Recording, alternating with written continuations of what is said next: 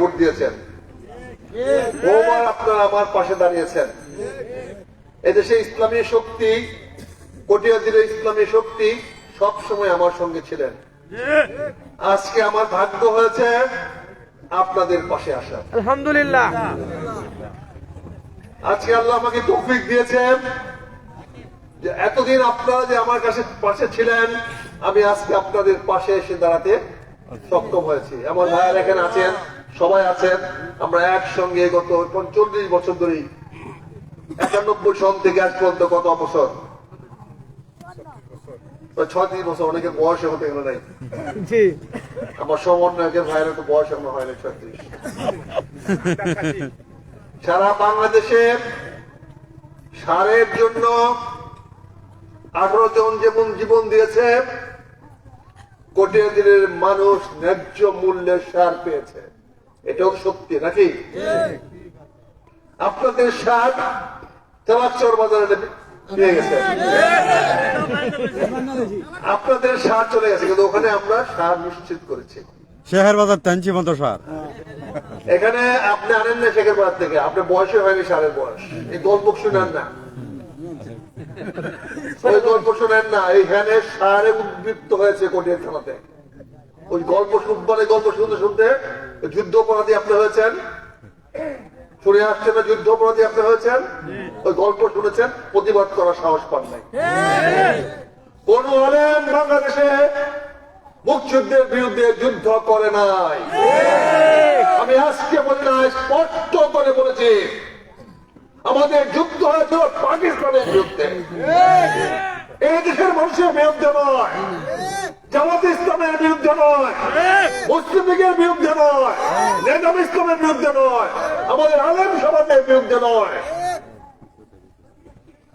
আমরা যুদ্ধ করেছিলাম পাকিস্তানের বিরুদ্ধে। রাজাকার আলবদর আল শাম ছিল চাকরি, কোন রাজনৈতিক বাহিনী ছিল না। আনসার বিডিবি চৌকিদার বাহিনী যেমন আছে, ওরকম আলেমরা তো চৌকিদারি করতে যায় না। আলেমরা তো রাজাকার ব্রিজ কালভার্ট পাহাড় দিতে যায় নাই।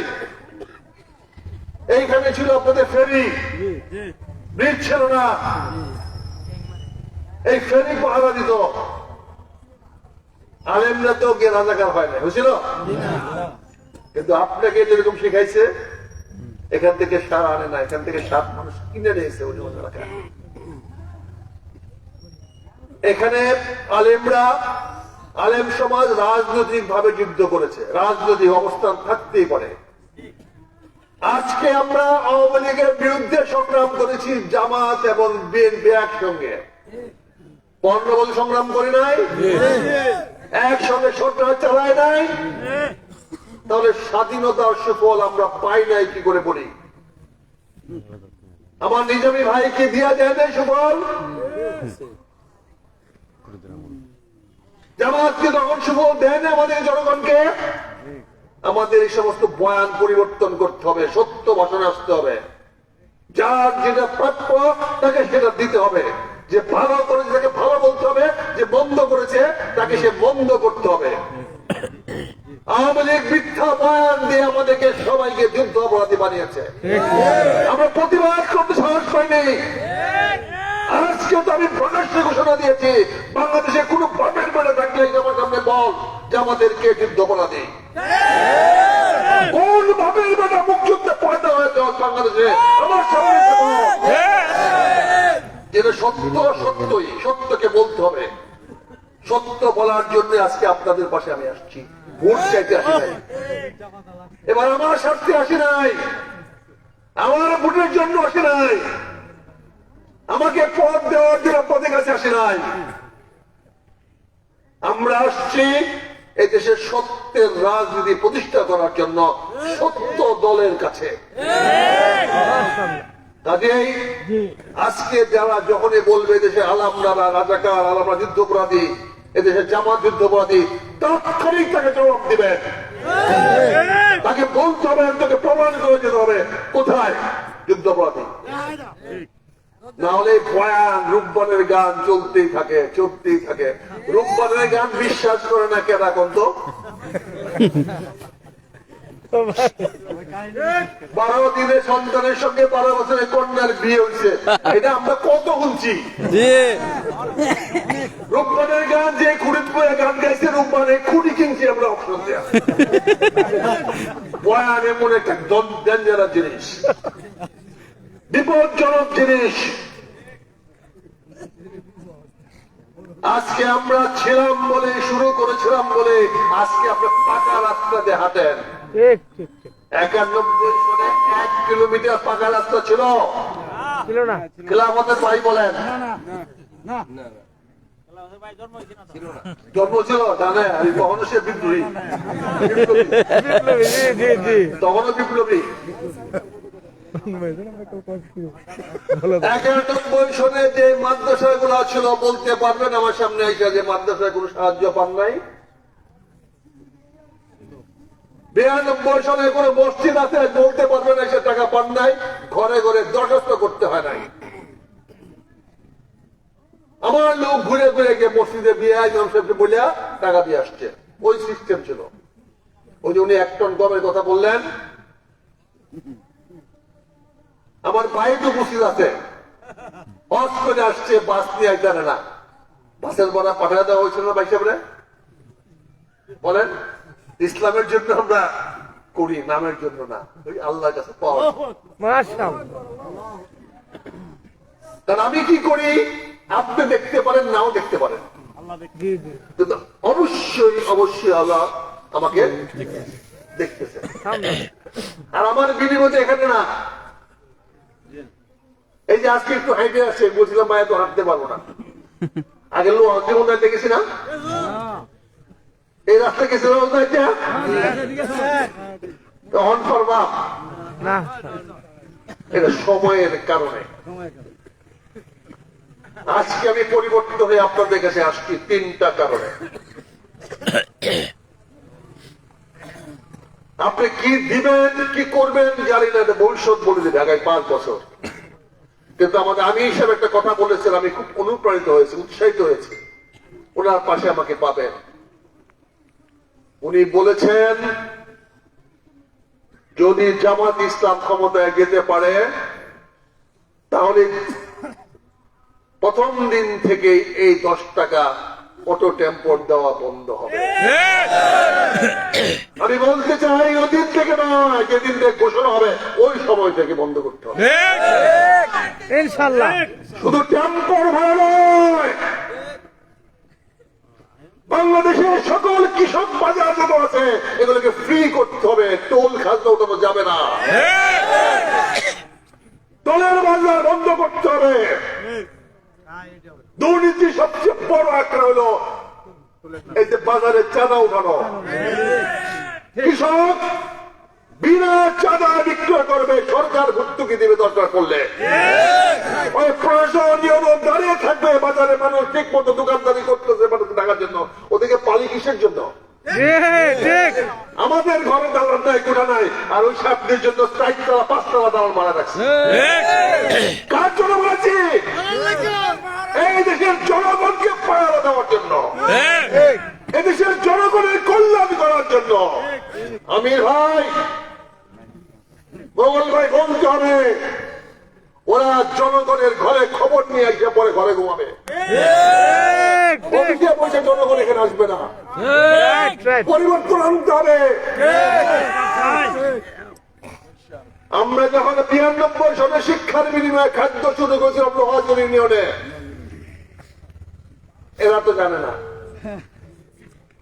তৎকালীন থেকে আজ পর্যন্ত চলতেছে বাংলাদেশ কোটিয়া 3 ইউনিয়নে, একটা লোহাজুর ইউনিয়ন এবং চাঁদপুর ইউনিয়ন। মাথায় মনে দিয়ে আসছে গিয়ম, আর এখন তো টাকা দেয় না, সে পয়সা দেয়, ওইটা বন্ধ করতে হবে, বাড়ি থেকে দিয়ে আসতে হবে। কি বলেন? আর না হলে আমাদের সরকারি কর্মচারীর দরকার নাই, জনগণকে সেবা দিতে হবে। স্বাস্থ্য কেন্দ্রকে উপজেলা থেকে ইউনিয়ন পরিষদ পর্যন্ত যেতে হবে, ডাক্তারকে মোটরসাইকেল দিয়ে রেলি সকালে রুগী দেখতে হবে, ওখানে গিয়ে রোগী হাইতে মরে যায়। এইগুলো আজকে বলতে পারেন একদিন পরে করে আয় বুঝছেন না আগে করতে পারি না। এই জন্য আমরা জিয়ার আদর্শে রাজনৈতিক দল করেছিলাম, কিন্তু জিয়া মৃত্যুর পরে সে আদর্শ ধরে রাখতে পারি না। এসব খালেদা জিয়াকে আপনাদের গ্রামে নিয়ে আসছি না, এলাকায় আনছি না, কৃষিবন থেকে আপনাদের খালতে হারাইছি না, কিন্তু আমার শাহিদার ছিল বড় এমন শাহিদার ছিল যে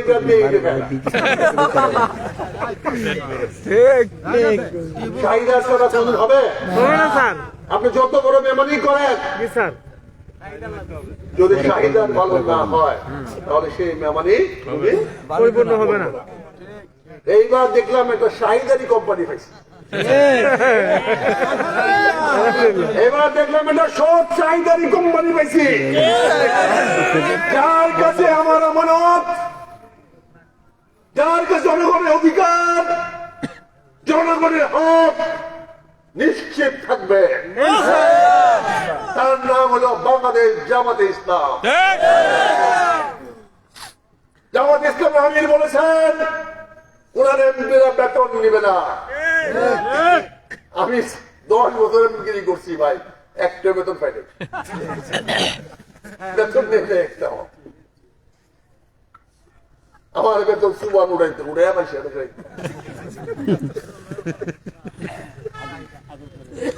কোন টাকা দেয় নাই। এটা তো আমরা 10 বছর আগে করছিলাম। আমি খুশি জামাতে আমি এটা বলেছেন। আমি তো গাড়ি নিয়ে নিয়ে ভাই 2 বার এমপি আসলাম। মাশাআল্লাহ আছে গাড়ি দেখছেন? কোন নামা গাড়ি? এই মোটরসাইকেলটা কত গেছে ইন্ডিয়া? দিন নাই রাত নাই, আমার তো পাহাড় আছে। দেখছুন বাকি বসে বাজে, বাকি বাজে দুদিন চলছে, বরঞ্চ গান করে দেখছে আমনে কি সেরা মানে 5 দিতে দিছি, কেউ দিছি পরে আমরা কি করছু ওয়ালাইকুম সালাম কোন আগে করছি কি আমনে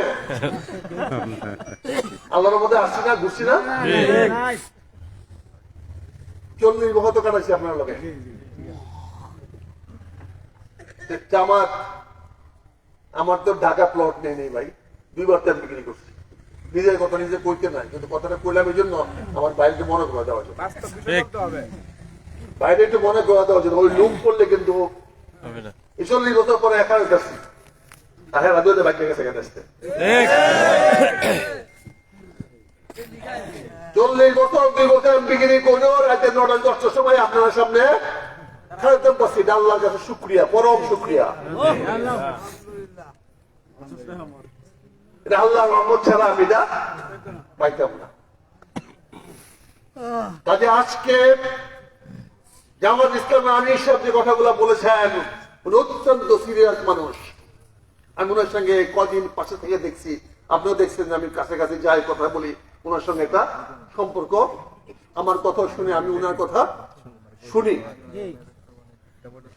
উনি খুবই পরিষ্কার, খুবই স্পষ্ট, অন্যায় করব না, অন্যায় করতে দিব না। ওনার অবস্থান পরিষ্কার। উনি কি বলছে? দুর্নীতি করব না, করতে দিব না। আচ্ছা আমরা কি খালি করবো না তা না, করতেও দিব না ইনশাআল্লাহ। আচ্ছা আমি এই দল পাইছি এবার। আমি যে নাসুন্নে পড়ি আরো পাইছি ডুলের বাড়ি, গোগল ভাই ডুলের বাড়ি। বাকি জীবনটা দেখা দিব জনগণের জন্য কিভাবে কাজ করা যায়।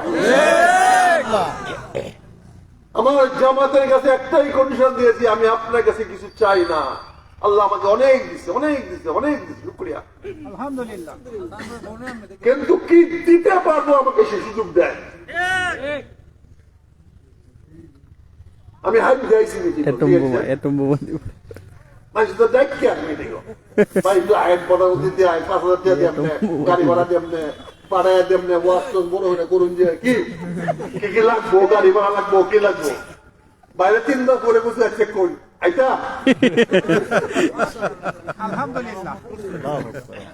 অবশ্যই আল্লাহ রহমত করছে। আল্লাহ শুকরিয়া, আল্লাহ শুকরিয়া, আল্লাহ শুকরিয়া।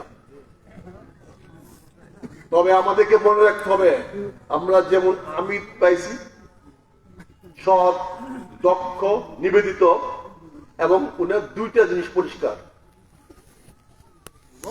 আল্লাহর প্রতি ওনার যেমন দায়িত্ববোধ, অঙ্গীকারবদ্ধ, উনি যা কিছু করবেন আল্লাহ সঙ্গীত করবেন, একইভাবে উনি জনগণের কাছে দায়বদ্ধ। একইভাবে বলছেন আমি জনগণের হক আদায় করবো ইনশাল্লাহ। এই দুটা জিনিস আগে কারো কাছে পাইছেন? কারো কাছে শুনছেন? উনি কিন্তু জামাতে আমি শফিকুর রহমান সাহেব স্পষ্ট বলেছেন, আমি আল্লাহ সন্তোষীর জন্য কাজ করি আর জনগণের হক আদায় করার জন্য কাজ করি। কাজে উনি যখন এটা বলেছেন আর আমরা যদি ওনার সঙ্গে থাকি তাহলে পারবো না? ইনশাল্লাহ পারবো। মানুষ পারে না এমন কোন জিনিস আছে? আমরা ছিলাম মাত্র 7 কোটি মানুষ, তখন তো মুক্তিযুদ্ধ করেছি। আমার বয়স ছিল 19, যুদ্ধ করেছি। এখন তো পারবো না কেন বলেন? এই মুক্তিযুদ্ধ হয়েছে বলে বাংলাদেশ হয়েছে। বাংলাদেশ হয়েছে বলে আজকে জামাত ইসলাম বলতে পারছে যে আমি একটা নতুন বাংলাদেশ করব। যদি 71 সালে বাংলাদেশ না হতো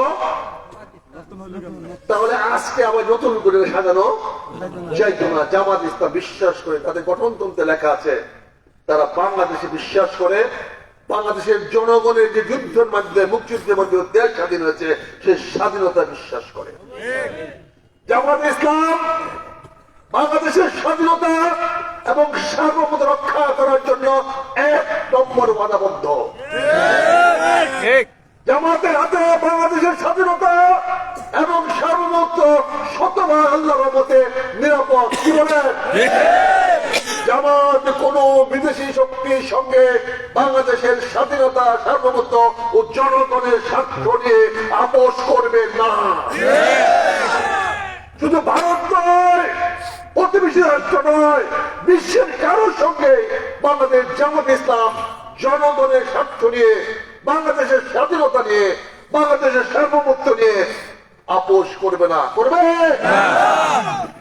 কাজে জামাত ইসলাম এদেশের জনগণের আস্থার ইসলাম। জামাত ইসলাম এদেশের জনগণের বিশ্বাসের ইসলাম। বিশ্বাস করে এই দেশে সত্যিকার অর্থের ইসলামিক রাষ্ট্র চিন্তা চেতনা বাস্তবায়িত হবে একমাত্র জামাতের হাতের মাধ্যমেই। আর এখন আমরা বিশ্বাস করি, আমার যে 10 দলীয় আসছেন, 11 দলীয় আসছেন, আমরা ঐক্যবদ্ধ ভাবে এই যে সত্যিকার ইসলাম প্রতিষ্ঠা করব। এই 11 দলে আজকে জনগণের সামনে এটা আমাদের ওয়াদা।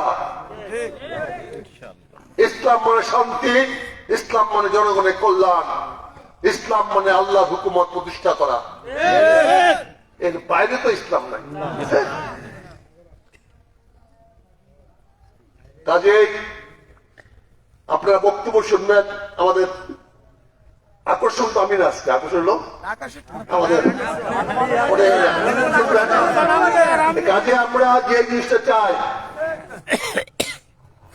এইবার নির্বাচনের মাধ্যমে বাংলাদেশ থেকে আমরা ন্যূনতম 3টা জিনিস দূর করব। একটি হলো দুর্নীতি, আরেকটি হলো স্থানীয় পর্যায়ে, দেশ পর্যায়ে যত ধরনের চাঁদাবাজি আছে, চাঁদাবাজিকে অবশ্যই নির্মূল করব, দখলবাজ নির্মূল করব, সন্ত্রাস নির্মূল করব, যারাই মানুষের অত্যাচার করে, মানুষের অধিকার হস্তক্ষেপ করে তাদেরকে। বাংলাদেশের মানুষের জনগণের সামনে প্রশ্ন করার অধিকার কেউ থাকতে পারবে না। আপনি কে, কোথায় যাবেন, এটা তার স্বাধীনতা। সে বাংলাদেশের জন্মগ্রহণ করছে, সে বাংলাদেশের নাগরিক, তাকে প্রশ্ন করার অধিকার সরকারের হোক, বেসরকারি হোক, কারো থাকতে পারবে না। আমরা সরকার রেখেছি অপরাধ দমন করার জন্য, তুমি অপরাধ বন্ধ করো, আমরা সমর্থিত করব। কিন্তু তুমি অপরাধ দিকে দেখো থানায় মরিছে, যার নামে কেস দিবেন দেহাতি আয় তো দেহাতি বয় না, ঠিক তবে ঠিক ঠিক আপনি যার বিরুদ্ধে অভিযোগ দিবেন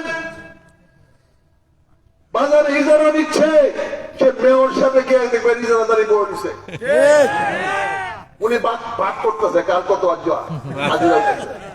আমরা ওই মেয়র চাই না, ওই রকম মেয়র চাই না। যেই মেয়র নিজের থেকে দিয়ে জনগণের কল্যাণ করতে পারবে, বাজার চালাতে পারবে, সেই মেয়র চাই। আমরা সেই এমপি চাই যে এমপি জনগণের অধিকার বাস্তবায়িত করবে, চুরের বিচার চুরের কাছে চাইবে না, চুরের বিচার চাইবে বিচারকের কাছে। আমরা সেই বিচার ব্যবস্থা চাই। আর আমাদের শেষ ইচ্ছা শেষ আশা, আমরা এদেশে একটা সাচ্চা ইসলামী বাংলাদেশ তৈরি করতে চাই। সারা বিশ্ব দেখো, সারা বিশ্ব এখন পর্যন্ত কোন আদর্শ ইসলামী রাষ্ট্র প্রতিষ্ঠা হয় নাই, হয়েছে?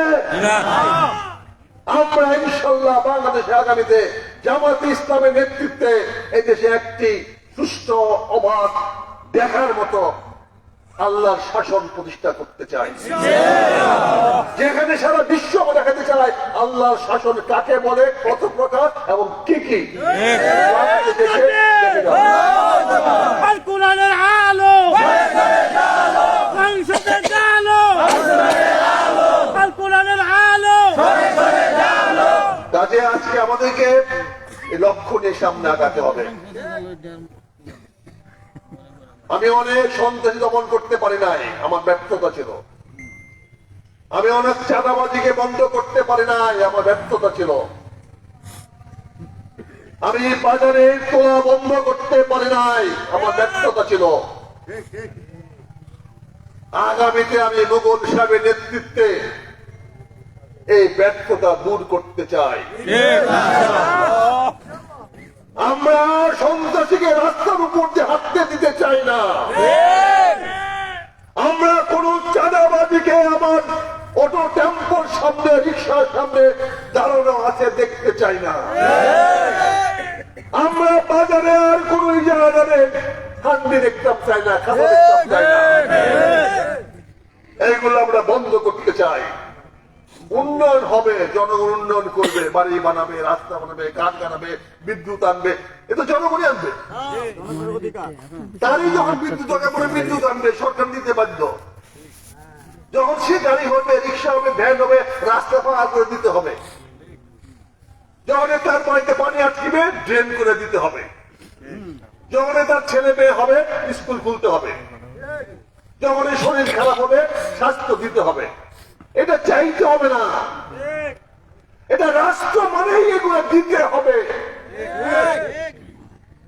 যখন রাষ্ট্র বলবে, যখন সরকার বলবে, দাবি করবে আমি সরকার, আমি রাষ্ট্র, তখন এইগুলা নিশ্চিত করলে পরে তুমি আমার জামাই।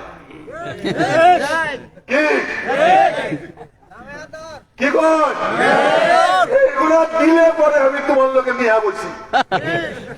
আর নাহলে সরকার মানি না সরকারকে। সেইভাবে বৈষম্য ছাত্র আন্দোলন চালাও, শেখ হাসিনাকে বলেছিল মানি না।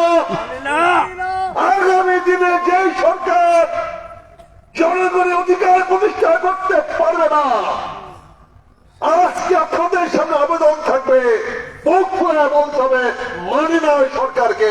গুলি করতে হয় তোর, গুলি খাবো, কিন্তু তোকে মানি না। অবৈধ সরকার মানি না। যেই সরকারের অধিকার নিশ্চিত করতে পারে না, সেই সরকারের অধিকার মানি না। কি বলো সমন্বয়কারী ভাই? এই বক্তব্য থাকতে হবে, নতুন তরুণরা বলতে হবে তুমি তখনই সরকার হবে যখন আমার শিক্ষা ব্যবস্থা হবে, খাদ্যের ব্যবস্থা হবে, আমার চিকিৎসার ব্যবস্থা হবে, আমার নিরাপত্তার ব্যবস্থা হবে, আমার চলাচল অধিকার থাকবে, রাস্তাঘাট হবে। এগুলো দাবির বিষয় না, এগুলো সরকার নাম ধারণ করলে তার সিফত। কি সরকারের সিফত কি? এইগুলা নিশ্চিত করতে হবে, তারপরে আমরা চিন্তা করে দেখব খাজনা দিব কি দিব না। কয় টাকার সার্ভিস দিছ আর কয় টাকা আমি তোমার খাজনা দিতে হবে। খাজনা বাড়াবো কেমনে? কিন্তু এবার উল্টা করতে হবে। কি উল্টা? আগে আমার দেও কি দিবা, আমি আগে দেখে লই কলা এটা মিডা না শুক্তা কি বড় কিলো কামড় দেখা দেখুন না শুক্তা না মিডা, এরপরে বেটা টিয়া দি। আপনাকেও আগে দেখতে হবে সরকার যা দিচ্ছে সেটা সঠিক কিনা, আপনার জন্য ন্যায্য কিনা, তারপরে ট্যাক্স অবশ্যই দিব। কি দিব না? সরকার চলবে করতে, সরকার বাড়িতে জমিদের আছে দিব, কিন্তু আগে আমার পাওনাটা আমি সাহেব, এটা হলো আপনার কাছে আমার অনুরোধ। বকুল সাহেব, এটা অনুরোধ থাকবে, আপনারা অ্যাডভান্স ভোট দিয়ে দিতেছি।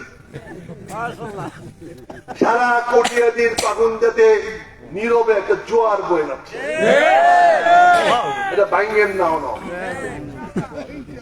এটা ভাঙ্গেন না, কিন্তু ষড়যন্ত্র কিন্তু চলতেছে। দেখছেন ভারতের হর্ষবর্ধন কি বলছে আজকে? বলছে সুষ্ঠু নির্বাচন না হইলেই নাকি জামাত জিতবে। জাতে তো হিন্দু, বুঝেন না? উল্টা কথা কোয়া। হর্ষবর্ধন সাহেব বাংলাদেশের 20 কোটি মানুষের যদি ভালো চান তবে জনগণের পক্ষে আসেন, সরকারের পক্ষে যান না। বাংলাদেশের মানুষ ভারতের জনগণের বিরুদ্ধে না, কিন্তু ভারতের বিজেপি সরকারের বিরুদ্ধে। কাজে আপনারা যদি জনগণের ভালো চান, জনগণের সঙ্গে বন্ধুত্ব করেন, সরকারের সঙ্গে না। হাসিনার সঙ্গে করে দেখছেন না? বাংলাদেশের আর কোন সরকারকে ভারতীয় সরকার হতে দেওয়া হবে না। বাংলাদেশের আর কোন সরকার বাংলাদেশের স্বার্থের বিনিময়ে ভারতের স্বার্থ উদ্ধার করে দিতে দেবে না। দেবেন? এটা আমাদের প্রতিজ্ঞা। আমরা মরব, কিন্তু তারপরে বাংলাদেশের স্বাধীনতা জনগণের স্বার্থ দিকে দেখেন, আপনাদের সঙ্গে বন্ধুত্ব থাকবে অনেক দিনে। আপনার সঙ্গে সত্যতা করা আমার কোনো দরকার নাই, এত রাতে আপনি আমার ক্ষেতের আমার আইল ভাঙেন না।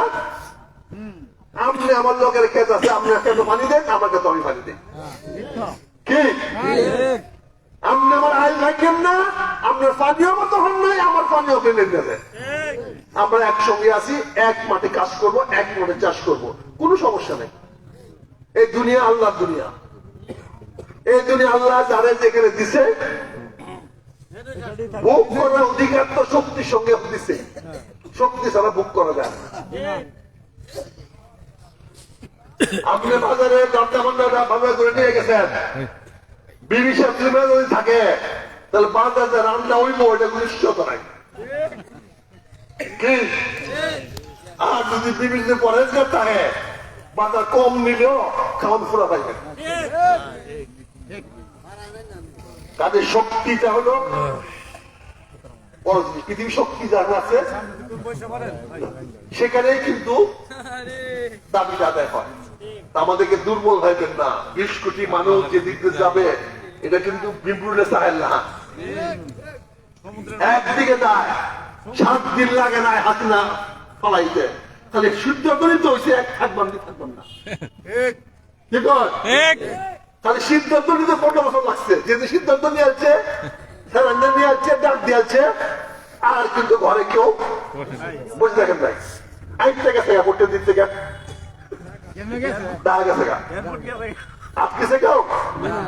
বাংলাদেশের 20 কোটি মানুষ খেপায় তুললে বিমূল্যে বোঝাবে। বাংলাদেশের মাটি বড় পবিত্র মাটি, পনির মাটি, পাহাড়ের পুরা মাটি না। এই মাটি যেমন নরম, এই মাটি আবার যখন শুকিয়ে যায় পাথরের মতো শক্ত হয়। আর এই মাটিতে কোনোদিন বিদেশি কোন শক্তি টিকতে পারে নাই। আগামী তো ইনশাল্লাহ বিদেশি কোন শক্তি বাংলার মাটিতে টিকতে পারবে না। বাংলাদেশ শাসন করে বাংলাদেশের মানুষ। প্রিয় ভাইয়ের আমার, ভোটের ব্যাপারে আমি শুধু বিনয়ের সঙ্গে এটা বলবো, মোগল সাহেব যেভাবে কাজ করতেছেন, জনসভার চেয়ে বেশি কার্যকর ঘরে ঘরে যাওয়া। আপনার দল বান্ধা বান্ধা বড় বড় কথা কইলে বড় বড় বক্তৃতা হয়, বড় বড় উল্টা পাল্টা কথা হয়।